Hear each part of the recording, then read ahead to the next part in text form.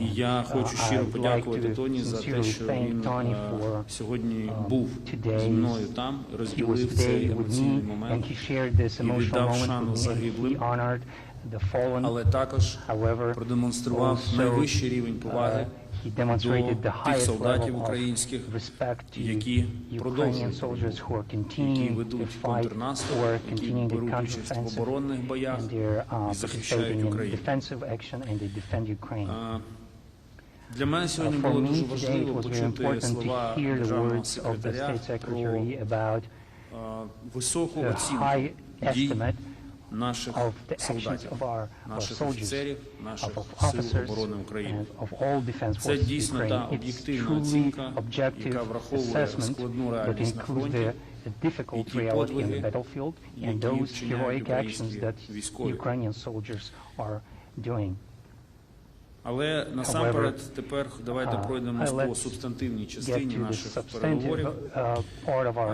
Сьогодні ми вкотре переконалися, що Сполучені Штати залишаються провідним союзником України у протидії російській агресії. Ми надзвичайно цінуємо політичну, фінансову, гуманітарну, енергетичну допомогу, яка надходить від Сполучених Штатів. І ми дякуємо адміністрації президента Байдена, зовнішньополітичній команді президента, особисто державному секретареві,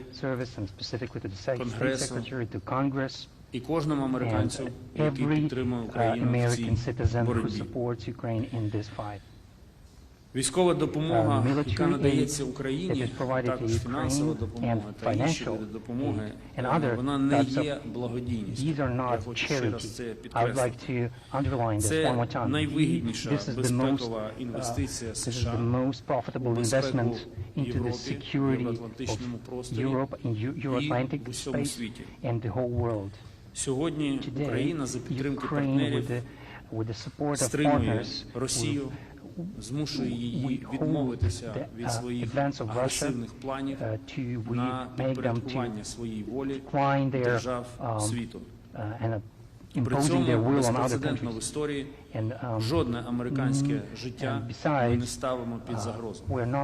Ми ведемо цю боротьбу своїми силами, наші люди воюють, використовуючи зокрема зброю наших партнерів.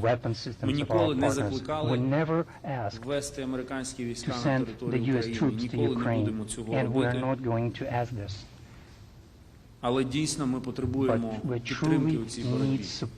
І ця підтримка є також визнанням тієї місії, яку виконує Україна в глобальному контексті історії. Ми сьогодні, безумовно, не буде для вас сюрпризом, ми сьогодні багато говорили про зброю, і ми дякуємо за вже ухвалені рішення, дякуємо за рішення, які будуть анонсовані. Це дуже важливо. Державний секретар повернеться до Вашингтону з максимально точним розумінням наших потреб. Ми обговорили збільшення протиповітряної, зміцнення протиповітряної оборони. Ви сьогодні буквально по дорозі, коли державний секретар був в дорозі до Києва, Київ пережив черговий ракетний обстріл, але і інші регіони України постраждали. Тому, власне, ми не дуже багато часу витратили на обговорення потреб у сфері протиповітряної оборони, тому що нема що обговорювати. Все очевидно, потреба надзвичайно висока, важлива. І я лише озвучив ту кількість систем протиповітряної оборони, яка потрібна, щоб захистити і зерновий коридор, і наші міста, і наших людей. Я хочу подякувати окремо Сполученим Штатам за рішення дозволити іншим країнам розпочати тренування пілотів на літаках F-16 і, власне, for передачу pilots. самих літаків. And Ми also останнім the часом transfer of багато those дякували planes. Данії, Нідерландам, We thanked Норвегії, Denmark, які вже заявили Norway, про готовність передати Netherlands, Україні певну кількість who літаків. announced that they are Дякували ready тим to країнам, transfer які F-16s. оголосили про навчання пілотів. We are thankful to Але в those кожній цій countries подяці who are going to train велика our pilots, подяка but in all of була those адресована thanks, саме Сполученим a lot Штатам, of that без рішення belongs to the яких United States, because without their ці країни не decision, могли these б countries ухвалити свої рішення, wouldn't be тому able що to approve those decisions F-16 on є their side, американським літаком. because F-16 is an American airplane. Детально проговорили сьогодні details, питання we надання discussed, Україні далекобійних ракет providing Атакамс. long-range Мали rockets, дуже ATACMS. предметну розмову, We had і я радий, що substantive discussion. ця опція Very happy залишається that відкритою. this Ми option is still open, розраховуємо, and we're що expecting and we're relying дискусії on всередині discussion адміністрації inside of будуть the призведуть presidential до administration, позитивного рішення. Сьогодні American ми presidential administration, зупинилися на we're цьому окремо. waiting so they would stop and discuss this more. Ви знаєте, що мало залучати зброю партнерів. Ми розуміємо, що зараз і Україна, і весь світ потребують нарощування виробництва зброї різного типу.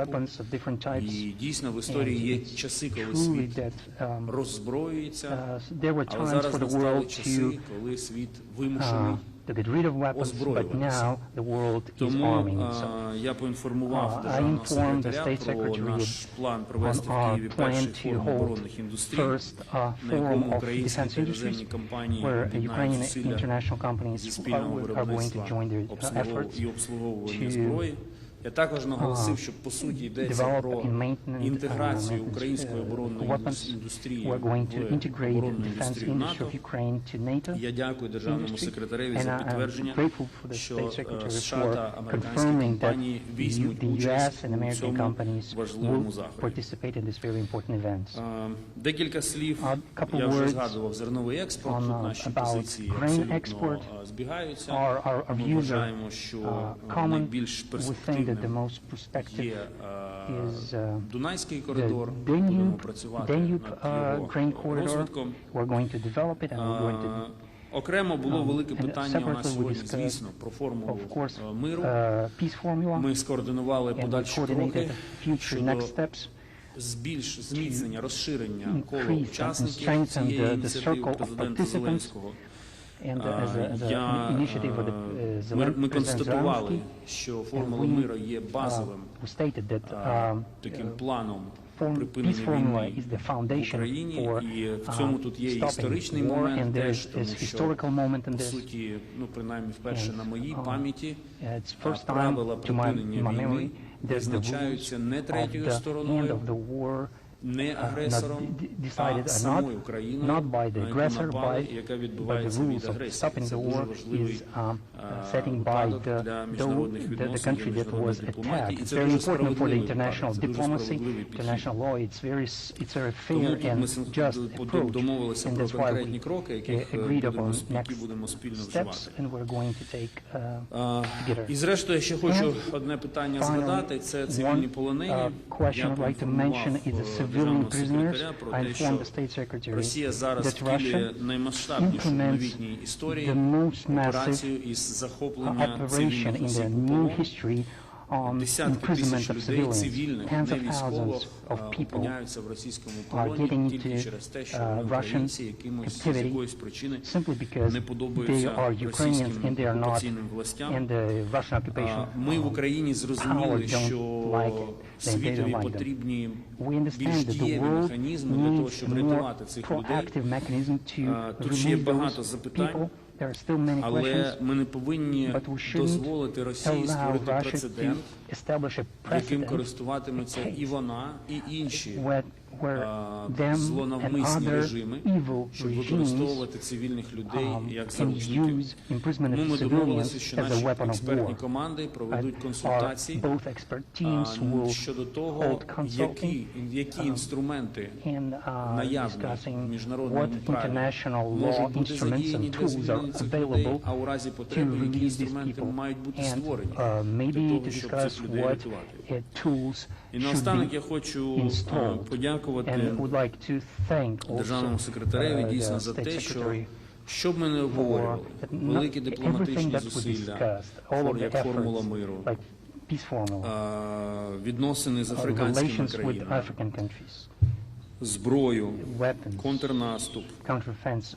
В центрі цих дискусій для All of державного that, in the center секретаря of discussion завжди for the State знаходиться Secretary was людина. always a person Її is in the безпека, center, її a права person's security, a і person's свобода. rights and freedom. І саме завдяки такому підходу ми because of завжди this знаходимо approach, рішення. we always Тому що find все, що ми solutions. робимо, ми Because everything робимо what we для do людей. for the people. І це стосується And this навіть таких relates речей, to як such повернення things as returning Макдональдса в Україну, returning McDonald's to який Ukraine, повернувся і став which символом returned повернення and великого became a американського symbol бізнесу, of returning of American символом business впевненості в back, тому, що and в the symbol Україні of можна вести assurance великий бізнес that it's і possible to бути create a поруч з big людьми business in у Ukraine and важливий be with для the них people важкий для during них момент. hard and Тому, дорогі important times Тоні, in their ще раз life. дякую And тобі за цей thank візит, you very much за one more своєчасний. time Переговори, and for the які negotiations that ми провели, we які held мав з прем'єр-міністром with the України Prime Minister, і з with президентом the President України, of Ukraine. вони були дуже They were змістовні. very Я fruitful. переконаний, що And,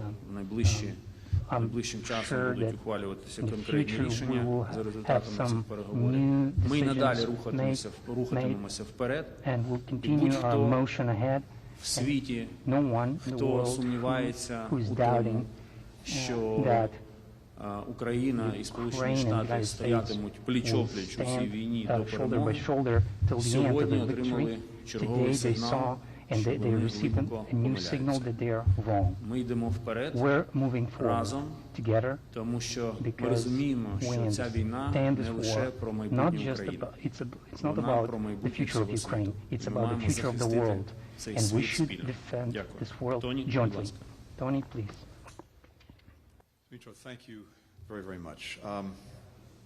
Let me start by saying how moving it was to join you this morning in paying tribute to Ukraine's fallen soldiers who gave their lives for the freedom of this country. We talk about numbers and statistics a lot, but standing there with Dmitro in front of the graves of the fallen and seeing the photographs of each one brings home powerfully the real story, the human story of lives lost, cut short because of this horrific Russian aggression. And it's also a powerful reminder of the extraordinary resilience, courage, and determination of the Ukrainian people and Ukraine's armed forces. This is now my 6th trip as Secretary of State to Ukraine and the 4th since the Russian full-scale engagement began February 24th of 2022. And I keep seeing the same thing, that determination, that resilience, that commitment on the part of all Ukrainians to build a future where they can live freely in a thriving democracy, fully integrated with Europe. Ukraine is the home of incredibly proud people who are driven by a fierce belief in themselves, in their freedom, in their right to choose their own path. A nation united by common sacrifice, but fortified by the righteousness of their fight. And that spirit is everywhere.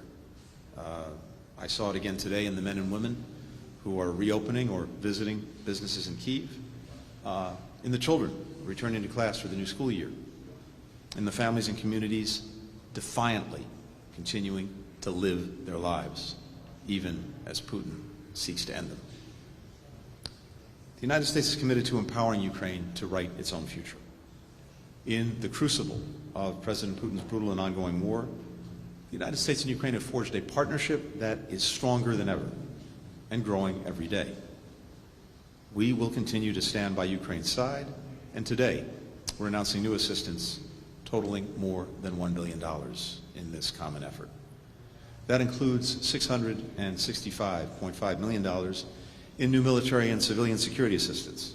In total, we committed over $43 billion in security assistance since the beginning of the Russian aggression. Now, since I was last here almost exactly 1 year ago, Ukrainian forces have taken back more than 50% of the territory seized by Russian forces since February of 2022. In the ongoing counteroffensive, progress has accelerated in the past few weeks. This new assistance will help sustain it and build further momentum.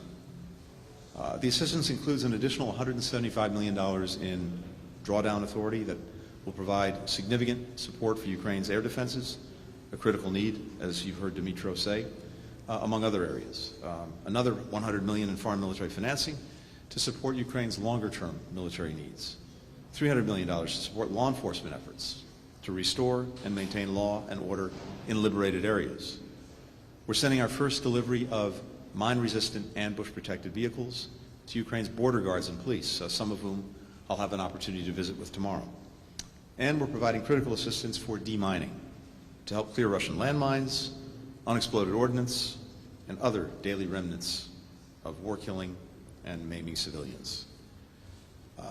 Ukraine is now the world's most heavily mined country. 30% of its territory is potentially covered with mines.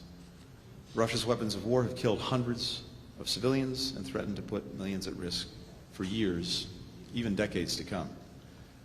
The new security funding that we're announcing today will also be bolstered by the arrival of U.S. Abrams tanks this fall and by training for Ukrainian pilots on F-16s in the United States, complementing training that is already underway in Europe. Even as we maximize our support for Ukraine to counter the current Russian aggression, we're committed to helping Ukraine build a force for the future that can deter and defend against future aggression. Today, with President Zelensky, I discussed longer-term sustainable security arrangements, which will provide ongoing security assistance and modern military equipment across land, air, sea, and cyberspace, as well as training and intelligence sharing. The State Department is leading these discussions, which will continue in the months ahead. 28 other countries are making similar commitments through the G7 Declaration of Support for Ukraine, in no small part because they recognize, as the Foreign Minister said, that Ukraine's security is integral to the security of the entire Euro-Atlantic community, and indeed, it's integral to security around the world because of the principles that are being challenged here, as well as Ukrainian lives and livelihoods. Together, these 29 countries that are committed to supporting Ukraine over the long term will coordinate and share the burden of that long-term support. In the more immediate term, we are working with Congress across parties to provide additional short-term funds in the supplemental funding bill this month. At the same time, we will continue to support Ukraine as it works to build international consensus for a just and durable peace that upholds the UN Charter and its fundamental principles of sovereignty, territorial integrity, independence. Beyond Ukraine's security needs, for the first time, we are transferring to Ukraine assets seized from sanctioned Russian oligarchs, which will now be used to support Ukrainian military veterans. Those who have enabled Putin's war of aggression should pay for it.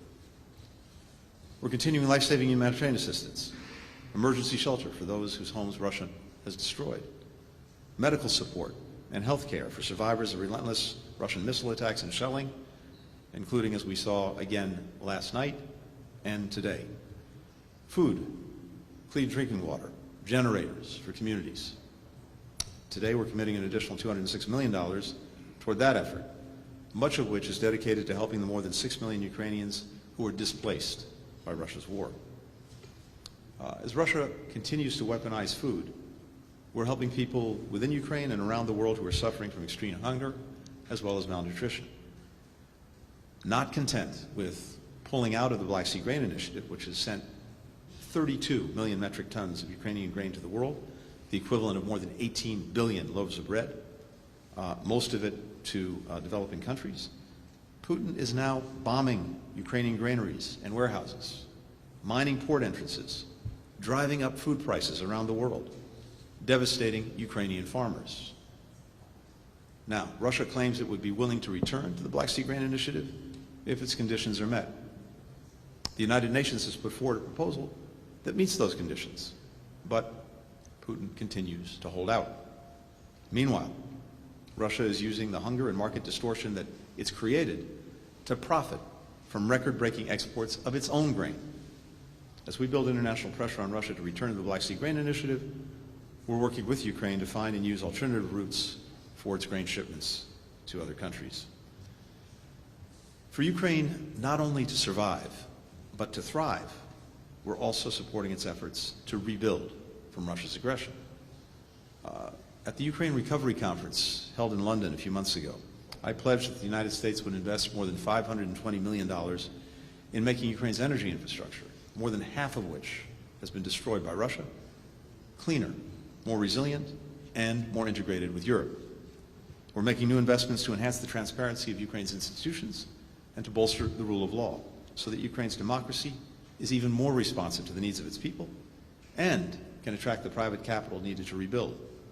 We're engaged in assisting the government of Ukraine on anti-corruption efforts and on efforts to ensure accountability and full transparency of all the assistance we're providing, as well as the security of U.S.-provided defense articles and technologies. President Zelensky and I discussed these issues today and the importance to Ukraine's democratic future of continued reforms and the fight against corruption. A few months ago in Helsinki, I spoke to how President Putin's war in Ukraine has been and will continue to be a strategic failure for Russia. There's no better demonstration of that than seeing the Ukrainian people, whose national identity Putin sought to erase, stronger and more unified than ever before. As I said then, no one has done more to intensify Ukrainians' determination to write their own future on their own terms than President Putin. Now, we have no illusions that the path forward will be easy, but this is a fight that we must and we will win. For any country threatened by bullies or would-be aggressors, for all who seek a future of security and peace. And my message today on behalf of President Biden and the United States to the Ukrainian people is, just as we have stood with you to ensure your nation's survival over these past 20 months, so we will stand with you as you determine your future and rebuild a free, a resilient, a thriving Ukraine. Excellencies, and we'll take a few questions. The first one goes to Wall Street Journal. William.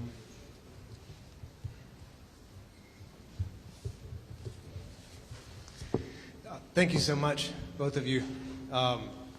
Secretary Blinken, you said you have no illusions that the fight will be easy.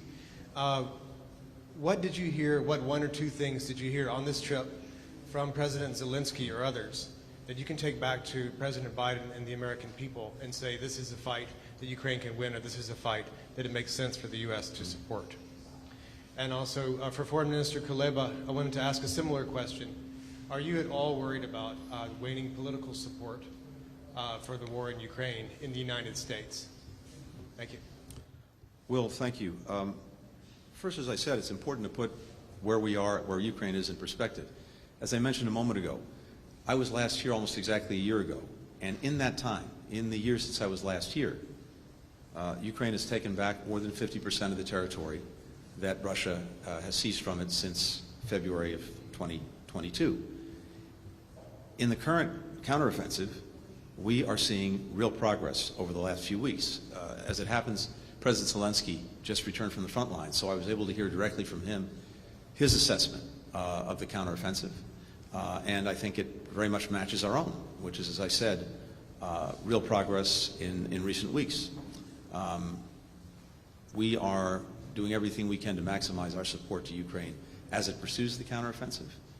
And ultimately, as I've said before, one thing above all other things will make the difference, I'm convinced. Beyond the extraordinary work that Ukrainians are doing, beyond even the equipment, the support, the training that we and dozens of other nations are providing, the fundamental difference maker is that Ukrainians are fighting for their own country, for their own future, for their own freedom. Russians are not. And that gives me tremendous confidence that Ukraine will prevail. As I mentioned, I believe that Secretary and this administration and both parties in the Congress understand that what is being decided here in Ukraine is not just about Ukraine, it's about the way the world will look like. Because if Russia manages to succeed even partially, it will be a clear motivational signal, a clear encouragement to all other malign forces across the globe to solve problems through the use of force. The second argument is also, I think very simple. I don't want to sound rude, but the question is, if the West cannot win in this war, then what is the war that the West can win? And when I say the West, I include Ukraine to this list as well. But I think the most important part of your answer comes from the Secretary himself, from his concluding lines, that Ukraine, as you said, should win and must win and will win. And this is exactly the philosophy that is being then implemented into specific decisions that gives me reasons to believe that we are continuing our walk towards victory, and it's deeply appreciated.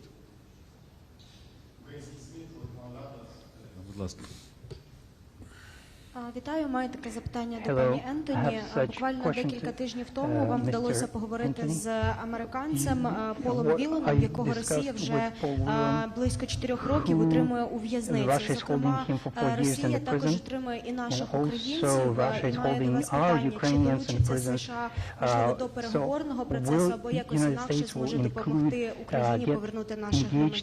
Дякую.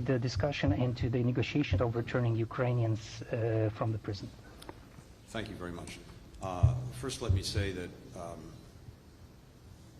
for me, the well-being, the security, the safety of Americans everywhere, and particularly overseas, is my number one responsibility, and that very much goes to Americans who are being unjustly detained, including Paul Whelan, and of course, Evan Gershkovich. We are focused every day on trying to bring them and other unjustly detained Americans home. When it comes to Ukrainians who are being detained, civilians, as you've heard Dmytro refer to, as well as prisoners of war, of course, Ukraine has been in the lead on seeking to secure their freedom. But if there are any ways we can support that effort and help that effort, of course, we'll do it. Next one goes to CNN, Jennifer.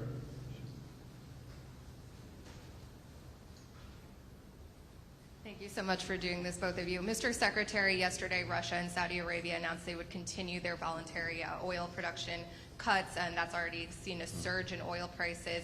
Are you concerned that this is going to have an impact on Americans at the pump, and are there going to be consequences for Riyadh, as was warned last year when we saw similar moves? And then to both of you, today Putin spoke with MBS and praised their economic cooperation. Does this give you concerns that Saudi Arabia could be an honest broker in any peace negotiations, given the close ties between the two? Thank you. So our focus is on making sure of two things: that energy remains readily available, and that there's sufficient supply on the market to meet demand, and of course that this is done at a reasonable price. We are always looking to see what those who are producers and suppliers of energy are doing in terms of that supply and the effects that it's going to have on the market. So we will look at this carefully in the days and weeks ahead to see the results that it actually produces. You can get an immediate bump in price, but that may quickly settle down to something lower. So it's something we'll be looking at, again, with the objective of ensuring that there is sufficient energy on world markets to meet demand and at a fair price. Ukrainian soldier is the most honest broker in this war, because we all understand that the road to any diplomatic process lays through the battlefield. In diplomacy, I think one of the finest arts of diplomacy is the art of separation. It's like in cooking. And I believe it's no coincidence that while Saudi Arabia and Russia discuss strengthening economic cooperation, Saudi Arabia hosts a very important meeting in Jeddah dedicated to the realization of peace formula proposed by Ukraine. And I believe that the art of Saudi diplomacy here is to separate these tracks. And we welcome their effort to bring together various countries, to make them sit at the table in Saudi Arabia and discuss how to restore peace in Ukraine on Ukraine's terms. This is very important. Валерія, прошу вас. Thank you. My first question is to Secretary Blinken. As we know, Ukraine and USA started talks about security guarantees. Can you give us a little more information how it's going and when we will hear the first maybe results? І моє друге запитання до міністра Кулеби. Розкажіть, будь ласка, чого ми очікуємо від Генасамблеї ООН, що буде невдовзі, які наші цілі, і з чим ми маємо звідти вийти? Event. So we are focused with our Ukrainian partners and many other countries around the world on two things. One is in the near term, in the immediate term, ensuring that Ukraine has what it needs to be successful on the battlefield in pursuing the counteroffensive and dealing with the current Russian aggression. And an important part of my visit here today was to do what we've been doing all along, which is to listen very carefully to our Ukrainian partners, to understand what they need in this moment, and to look at ways to support that. But even as we're doing that, it's critically important that we and many other countries that have agreed to do the same help Ukraine build a force for the future, a military force for the future, that is capable of deterring future aggression and, if necessary, defending and defeating it. We now have 29 countries that have signed on to a declaration issued by the G7 at the end of the NATO summit that is focused on doing just that, helping Ukraine build this force future. And we're in the early stages of talking directly with Ukraine about what the different elements would be. Other countries are similarly engaged or beginning to engage in those conversations, and as I indicated, that will, I think, play out over the coming months.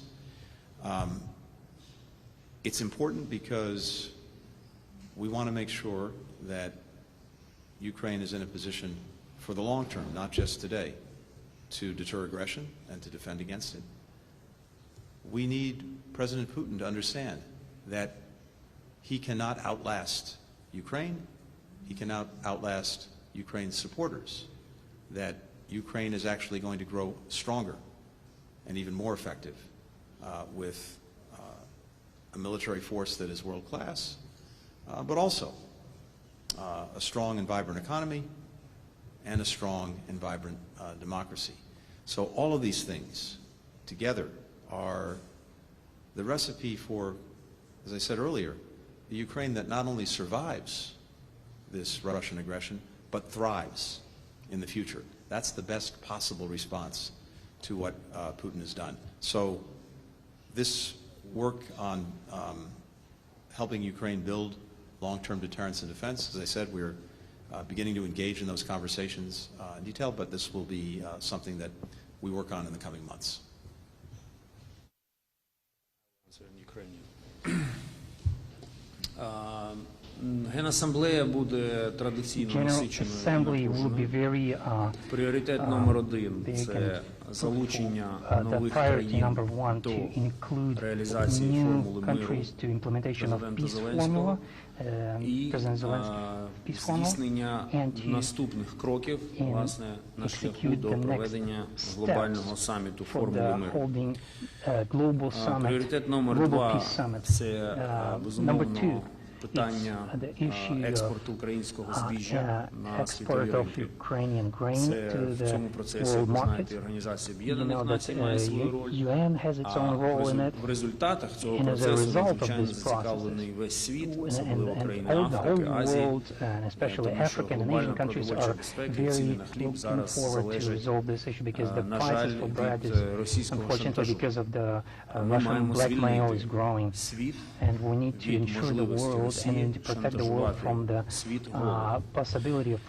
Третя тема буде, безумовно, будуть двосторонні зустрічі в рамках цієї сесії Генасамблеї. Там будемо говорити про зброю, про нові оборонні пакети і підтримку України. Що ще? Ну, ще буде, я переконаний, сотня якихось питань, як завжди це буває на Генасамблеї. Але з таких великих тем, то це ці три, які я озвучив.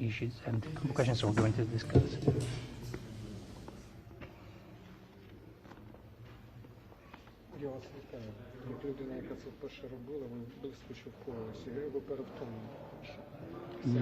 Я з 8 ранку не нагав. Якщо я вам можу